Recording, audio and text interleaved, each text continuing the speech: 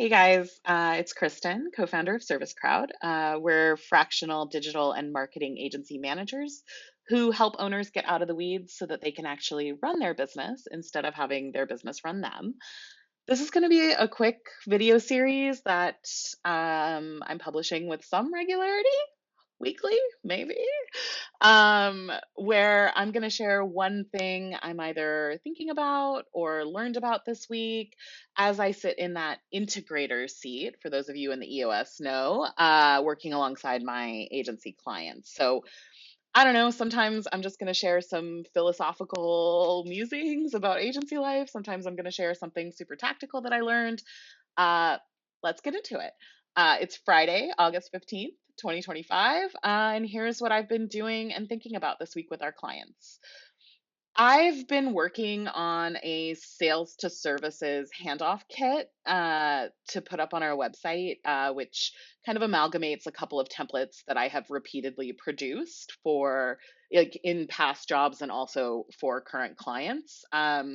It helps with that absolutely crucial moment post sales when sales is handing off to delivery and they're about to kick off a project. That'll be out soon, but I spent a lot of time this week thinking about the capital P, capital C problem of context in services business, just in general. Like, I think it's a totally normal problem to have, right? Like, you have individuals who are forging relationships with clients, and the context that they glean in those conversations is probably very useful to other members of the team and can sometimes be hard to provide, as other members of the team start working. That context connection is absolutely crucial. And in a macro sense, I call that the problem of context. And then there are, tools and tips and tricks and lots of different strategies at lots of different moments in that client life cycle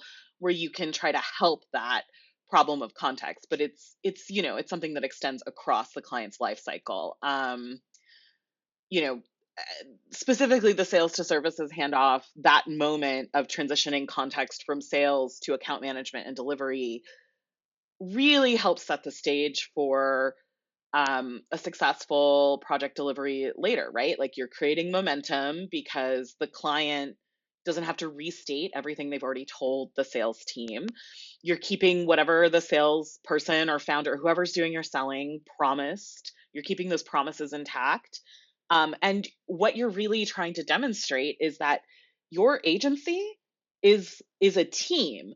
The client doesn't have to latch on to single individual members, and that sets you up for success later, because if you have to swap out resources, you've earned the client's trust already in terms of that not being a something that's going to cause friction or problems within the project.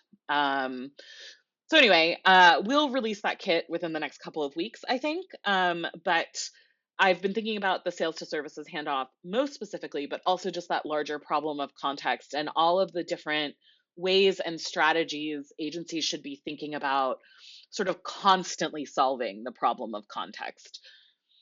That's everything from like where the sales notes live to how you're onboarding new team members both into the agency and into projects, how much time agency team members are allocated to be able to get up to speed, all that kind of stuff. Yeah, so something for you guys to think about. I would love to know how you're solving the problem of context at your agencies. I think it's a really interesting, like I said, it's the macro umbrella issue and the sub bullets of which, sales to services handoff, team onboarding, like there's just a ton of sub bullets.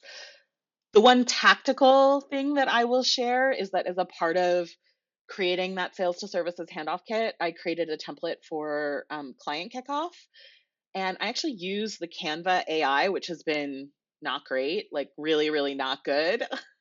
But I use the Canva AI and I actually got a pretty decent work product. My prompt for that was very specific. Slide one should be this, slide two should be this. I'm just terrible at designing. Like, if I were a better designer, I definitely could have done it myself.